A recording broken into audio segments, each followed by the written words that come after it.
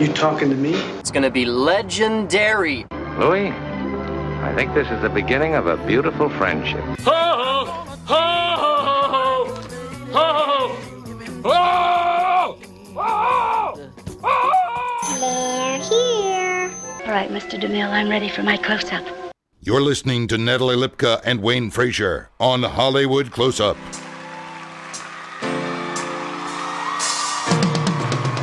Heard your sad song on the radio playing.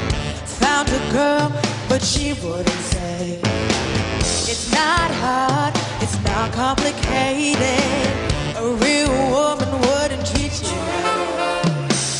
And I know it scares you to death to know that I love you the best. This is Hollywood Close-Up. I'm Natalie Lipka. And I'm Wayne Frazier. And we are two actors talking our way to the top. Please check us out at natalieandwayne.com, on Twitter and Instagram at Natalie and Wayne. And we know you're all watching on Facebook Live right now, so thanks for that. Yeah, hey, how's everybody? Hey, music by Aliyah Moulden, and she's going to be our guest today. And wow, we cannot wait to see her. So much to talk about with her. AliyahMoulden.com is where you can find the music. Yeah, more music. Get on that iTunes. Absolutely. She was like the third runner-up on... Finalist on The Voice. On The Voice. Yeah. I can't wait to hear about that whole mentor experience. Blake Shelton. So right? This is going to be cool.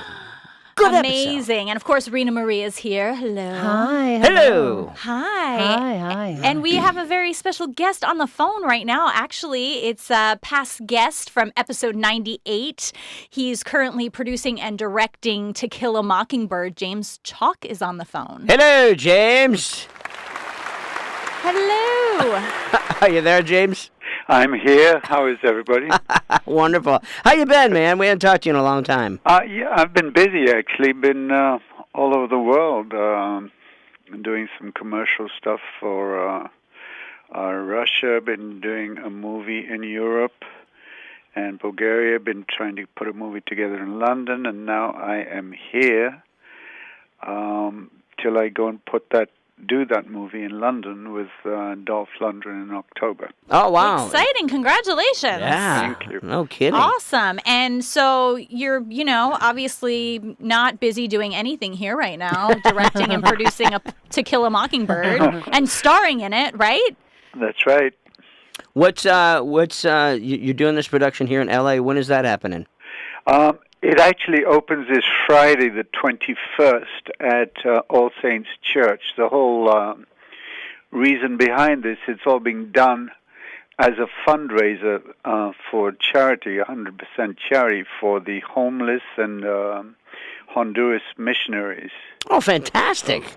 That's great news, yeah. Yeah, so, it's some people, when they hear about stuff like this, they think it's community theater or some high school play or something, but this is a full-on great production that's comparable to most plays you could see at Pantages, etc. So it's Wow. a big production, and it's really fun, and it's for a really good cause. Yeah. That's exciting. And how did you decide to do To Kill a Mockingbird? Well, I did the same charity last year. I directed and produced and starred in 12 Angry Men. Mm-hmm. And, at first, because they asked me if I would do it. I mean, I said I'd do it, but I wasn't going to direct it, and the director I'd asked to do it. I was away in Mexico making a movie, and, I asked him for a rehearsal schedule, and so he emailed me back and said, I want 30 minutes, all the actors to do 30 minutes of yoga before we start rehearsal. And I told him we were not doing the Nutcracker Suite, we're doing 12 Angry Men. Well, that's one to make everybody angry, right? You didn't want them to be relaxed or... Get all relaxed and then do a play about being angry in the courtroom. Exactly. So when he received that email, he backed off, and I kind of...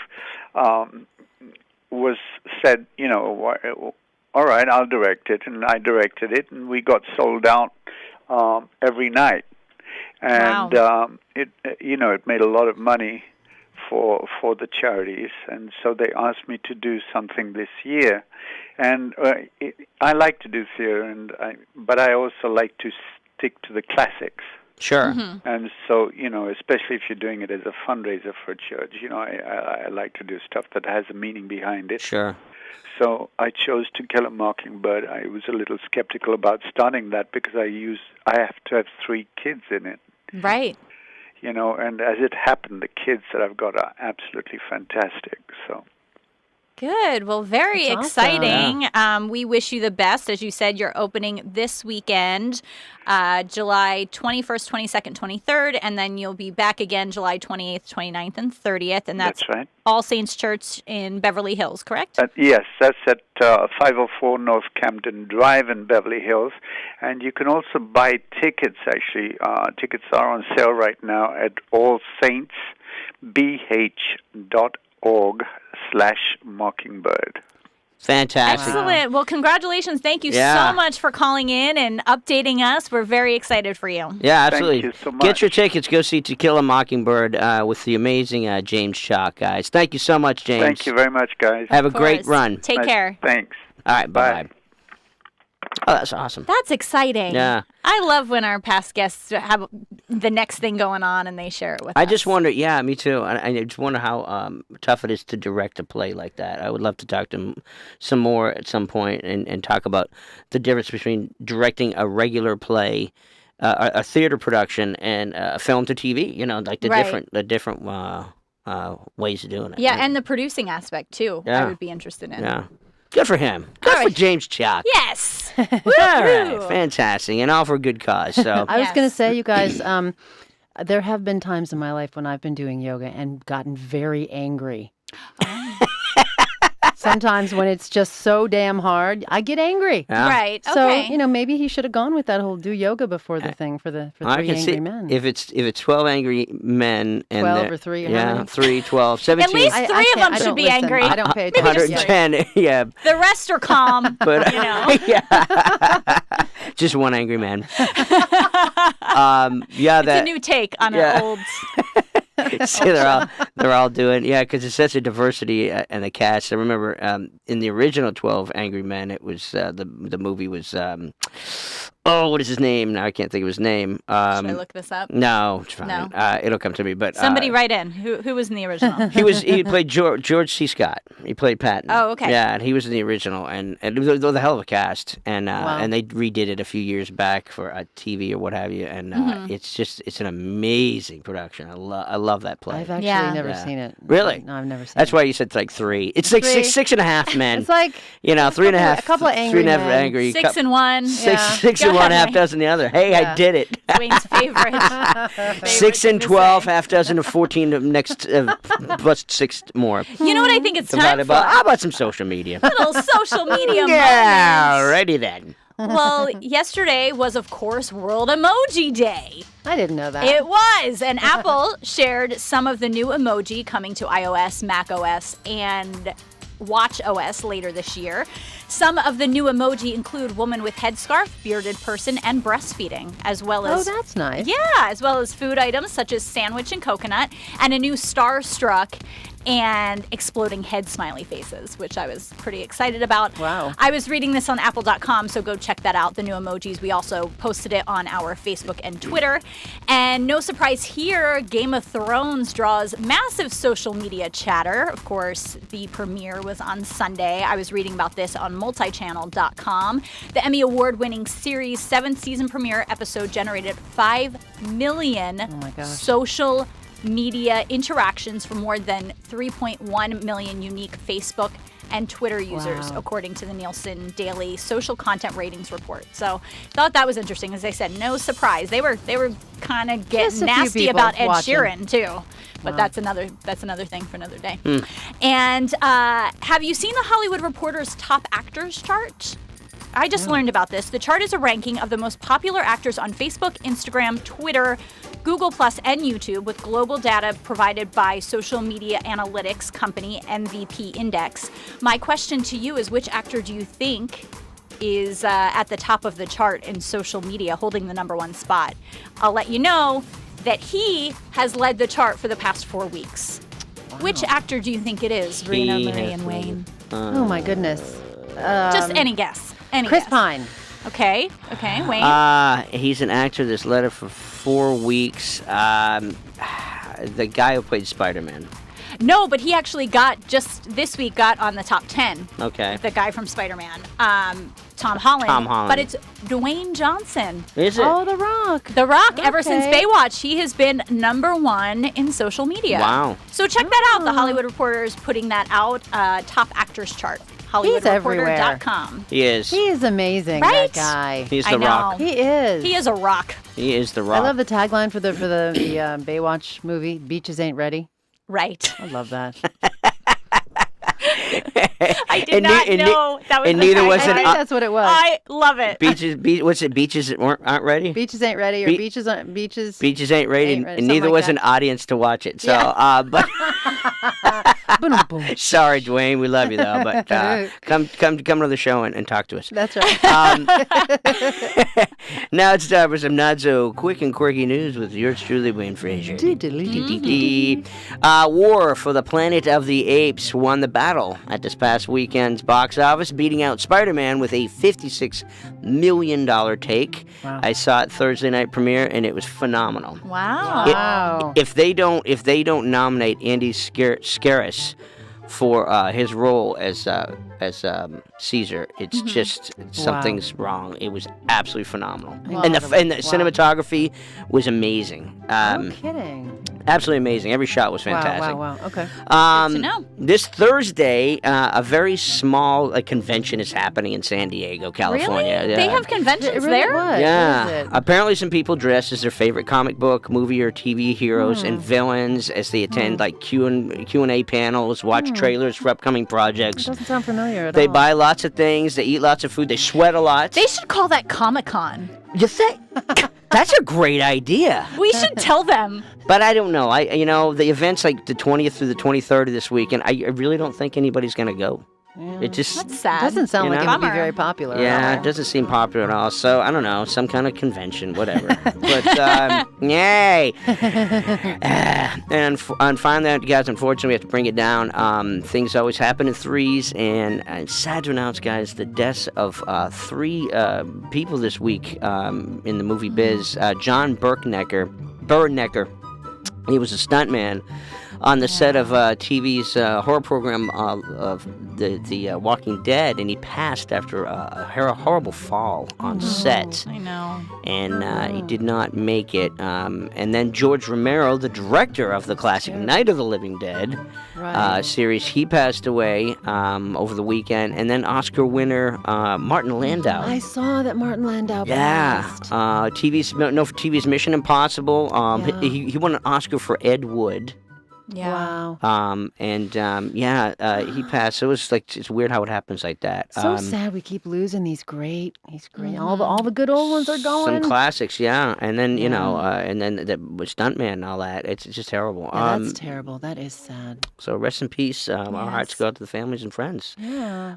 That's all I have for Quick and Quirky, guys.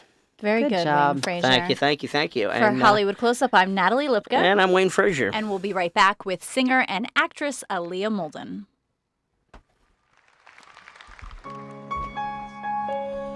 Can you only imagine? I can only imagine what it would be like when I walk by your side. I can only imagine what my eyes would see when your face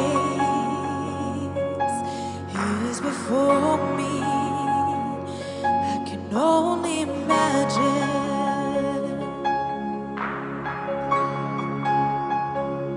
I can only imagine to be surrounded by your glory. What will my heart feel? Will I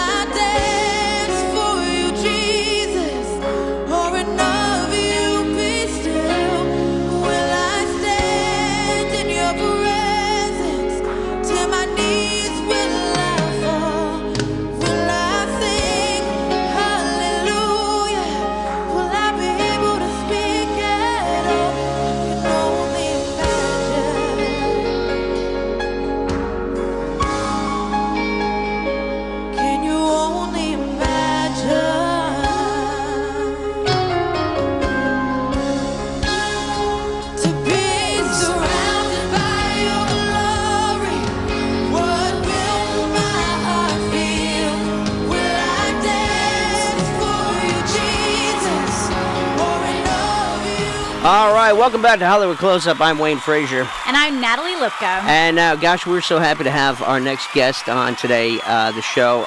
This young lady, she finished in the top 3 of the season 12's The Voice. The youngest ever to accomplish this so far. She's the lead in Anastasia, Once Upon a Time on Netflix. And I keep reading this list here, it's amazing. We'll never get to talk to her. Ladies and gentlemen, Aliyah Moulden is in the house. Hi. How are you? Wonderful. How are you? That's the question. I'm doing well. You're not busy at all ever, huh? Right? Your music is incredible. I have chills just listening to that song. Oh, thank you. It's Thank so you beautiful. so much. Thank you. What Come has? on. Yeah. Oh my gosh, it was a beautiful voice. What have you been doing for the summer now? I mean, you finished up shooting, I guess, season 12 of The Voice. When, a couple months ago? Yes. And so what's happened? What's been going on since? Well, as soon as I got done with The Voice, I jumped into the Netflix original film, and I was very fortunate that came along and it worked out. We have an amazing director, Blake, and an amazing cast. And I'm fortunate enough to be part of it. I play a singer in the 80s. Oh, and I get to sing cool songs, and I'm really, really excited. The best music ever. Now, real quick, the director is Blake. Do you only work with Blakes? Is that a thing? I'm just kidding. You know what? Just It's teasing funny. you. It's funny how it works out like that. But yeah, the director's name is Blake, and I also worked with Blake Shelton. Yeah. 2 different people, not the Two same different Blake. people. Totally Okay. teasing you. Yeah. Just a coincidence that Just works a out that way. coincidence. Yeah. So you shot Anastasia Once Upon a Time right after The Voice? We're shooting it next month. I actually start filming on my birthday. Oh. What a great birthday gift. Yeah. Okay. We're gonna celebrate. We're gonna celebrate late. Hopefully I get to have a sweet 16. There you go. But I'm really excited to Yeah. celebrate with the cast. Yeah. Fun. And so is that happening out here in LA? We're filming in Kentucky. Okay. Yes, we're All filming right. in Kentucky, and I'm really excited because I've never been to Kentucky, so this is going to be an experience for me. Yeah, it's fun. Kentucky's a fun city, fun state. Yeah. It's a fun city. I'm sure there's fun cities in Kentucky. Would you go to United States, the fun city? That's, anyway, it's not always like that. My question for you is, how did you decide to audition for The Voice? What brought you to that? Well, I didn't know that I could audition for The Voice because I always thought I was too young. It was always something that I wanted to do. But I posted a YouTube cover of an Adele song, and one of the casting agents from The Voice commented on it, and they asked me to come and audition for the callbacks. And so I skipped a step. I skipped the open call and I went to the callbacks, and it pretty much just took off from there. And I wasn't expecting to make it to blind auditions or to even make it at all, like to get past the call. And it was crazy that I did, and it feels like a dream come true. Yeah. Well, none of us are surprised that you made it this far. But so then you do the blind audition, and what was it like that moment when you're waiting for them to turn around? I almost had a heart attack. I was standing on the stage and I was like, they're not going to turn around. They're not going to turn around. They're not going to turn around. And I was halfway through with my song. Like, I already finished the first half of it. And I was like, okay, well, I guess they're not going to turn around. So I just stopped caring and I just started dancing. And as soon as I started not caring, Blake just went boom. And he turned around, and then Gwen and Alicia turned at the last second. And I didn't realize that anybody else had turned around besides Blake. And so I looked and I was like, there's 3 people in front of me. Wow. I did this. It happened. This is real life. And I didn't really process anything until after it had happened. And I think I jumped around for a full 40 minutes. And I was screaming in the van on the way back to the hotel, because as soon as you're done with the audition, you do an interview, and then you go to the hotel to because you're done for the day. And it was crazy because I remember the whole way I was just crying and screaming I did it, Mom! And we were both crying, and it was a moment. It was a moment. Yeah. Wow. That just must have been amazing for you. And so after that initially sets in, and you're like, oh my gosh, okay, so now it's Blake chose you to mentor you, and then the next week, what is kind of how does that work? What do you do? Well, it's pretty scary how it happens. So you get a coach if they turn around for you, and you get to pick your coach if you get more than one chair. So I picked Blake, and after that, the next round, the coaches, they have teams of 12, and they do 6 pairings, and you guys sing a duet together, and then he picks one to move on. Oh, Right. my. And so it's crazy because you want the duet to be good because it's a duet. You're supposed to think of it as like a partnership, but also you know that only one of you is going to make it through unless another coach steals you. Right. And so we did that, and those were called battles. And then the week after that, we did knockouts, which is where you are paired up with somebody, but you don't sing a duet. You're just paired up with them, somebody who's similar to you. And you sit while they sing on the stage, and you have to keep your poker face on, like, don't freak out. And you sit on the stage while they sing, and then you guys switch spots, and you sing, and they watch you. And then he picks one again. Ugh. And so it's crazy. It's scary. And it looks like on TV, it looks like it goes boom, boom, boom. But you guys are actually standing there on stage for a while waiting for him to say his decision. And like the whole time I'm like, and I'm just freaking out because I never thought he was going to call my name. And once he did, I was just like, oh, we made it through this. We made it through. And like you said, your poker face is great because everything that you're saying, I'm glad you're sharing it with us. You couldn't tell on your face. Oh, You know, that you you could were... tell behind the stage. Like, I was behind but backstage, like, oh boy, I was not the person to be around. I was just sitting there and I was like, I gotta do this. And I was like, I was freaking out, but it was just because I wanted it so bad. What's going through your mind? Are you just like, okay, because obviously, you've gone this far, you have an amazing voice. You know that, this is something's going to happen. Do you have that feeling, or are you just not, or is it just very surreal? My whole life I had kind of done smaller shows because I've been singing since I was 6 or 7. I started taking lessons when I was 7, and then started performing, and I never thought that. Everybody always dreams about performing on a big stage in front of millions of people, but nobody ever, like, thinks it's graspable. Like, nobody thinks that it could happen. And so once it actually was happening, I just didn't want it to end. And so that's what I was thinking. I was just kind of like, this can't end. This is not my last performance. And I didn't think anything was going to come out of it if I got sent home, if I didn't win. I wasn't thinking that far ahead. I was just thinking in the moment, this is what I have to do to make it to the next round, because it was such an amazing experience. And it was like a Grammy show every week. Like, they had huge sets and huge everything. And I just learned so much from it, and I didn't want to miss out on anything. I love the fact that you mentioned that you're in the moment and you were enjoying it, but at the same time, you have to, because for acting wise, that's to be a great actor, you have to be in the moment, which is the same with music. Then you've got to be, because you're saying the words, you're just singing the story, right? Yeah, you have to sing the story, and if you don't believe it, then the audience won't. Right. And you have to make sure that you pick songs that you're connected to. Right. And I was very lucky in that Blake gave me a lot of freedom in kind of trying new things. And it could have been a disaster because I sang country one week, then blues the next week, then pop rock the next week, then pop the next week. I sang genre after genre after genre, just switching it up, and it could have been a complete disaster because Blake never had really heard me sing the other genres before. And by the end of the show, I was a pop singer, and I tried everything, so I knew that that's what I wanted to do. I tried every single genre, so I was like, I want to be a pop singer. Oh, that's awesome. Wow, yeah, that was going to be my next question, but you just answered it. Yeah. And it was amazing that Blake just let me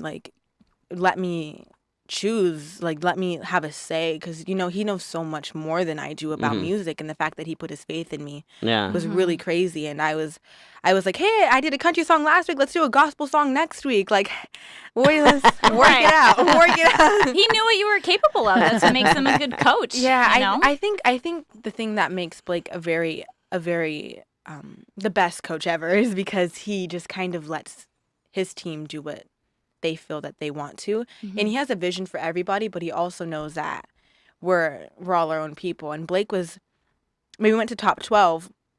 Every coach had 3 people on their teams, and Blake's team lasted the longest unscathed, and after the top 12, like we were still solid, a group of 3 until I think top 8, and then one of us went home, and then there was 2 of us in the finale from Team Blake.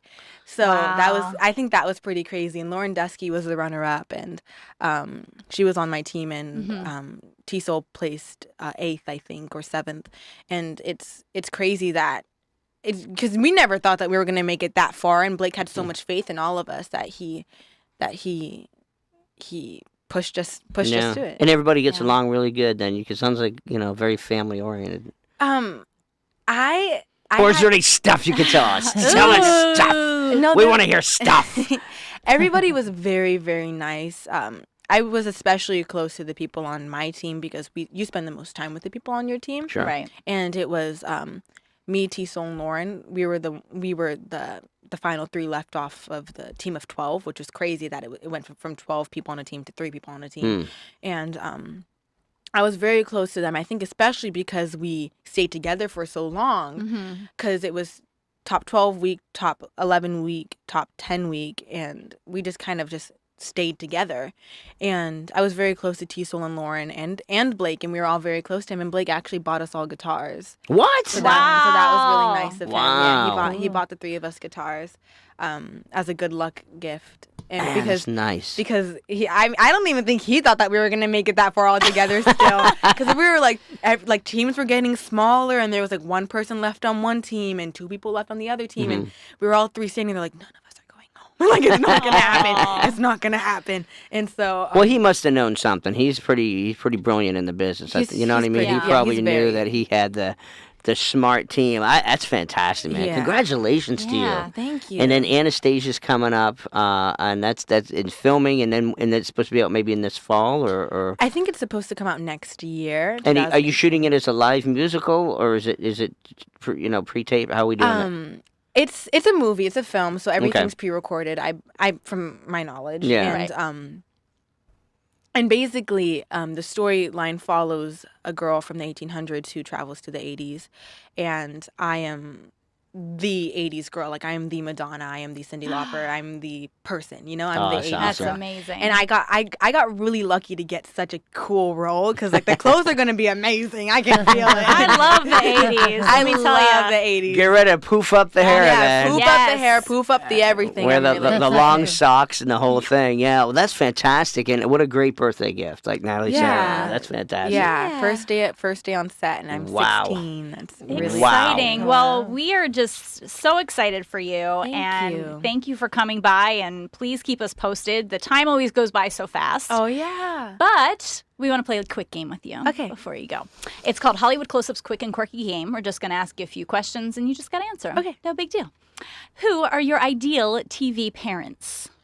The mom from Wizards of Waverly Place, and because she reminds me of my mom, because they're both Latina, and oh, I know this one. Denzel Washington. No, Yes. that's a first. Yeah, first of Love both it. those. Okay, soda or juice? Juice. If you were a Muppet, which one would you be? Oh, I don't know. I'd probably be Miss Piggy. I like Yeah. clothes. I like clothes. She sings. Good answer. She sings. Yeah, Good she has answer. a nice little blonde hair going on. Yeah. And final question on Hollywood Close-Up's Quick and Quirky Game. What's your favorite podcast you're on right now? The network studios. Close enough. Hollywood close-up, but all right, it's all right. Hollywood Close-Up at the network studios. At the network studios. We know what you're saying. Yeah, thank you so much. Appreciate you coming out. You come back and visit sometime, we hope, and good luck with everything. Thank you for having me. Yeah, guys. we'll see this lady out there. You know? Absolutely. It's going to be all over the place. Aliyah Moulden, thank you so much. Thank you. Thank you, Rena Marie. Sure. Network Studios, all our listeners, everybody in Facebook land. Yes, and don't forget to check out Aliyah at aliyahmoulden.com. Mm-hmm. And please remember, cancer has affected so many of our lives, and we can help by donating to thecancerresearch.org and the Leukemia and Lymphoma Society, LLS.org. Let's end this disease once and for all. Absolutely. Thank you so much. Catch up on all episodes past and present at NatalieandWayne.com. For Hollywood Close-Up, I'm Wayne Frazier. And I'm Natalie Lipka. And until the next one, Peace. You've been listening to Hollywood Close-Up with Wayne Frazier and Natalie Lipka. Be sure to visit natalieandwayne.com for past episodes as well as information on future ones. Also, be sure to rate and comment about the show in iTunes. Until next time, bye-bye. Jealous of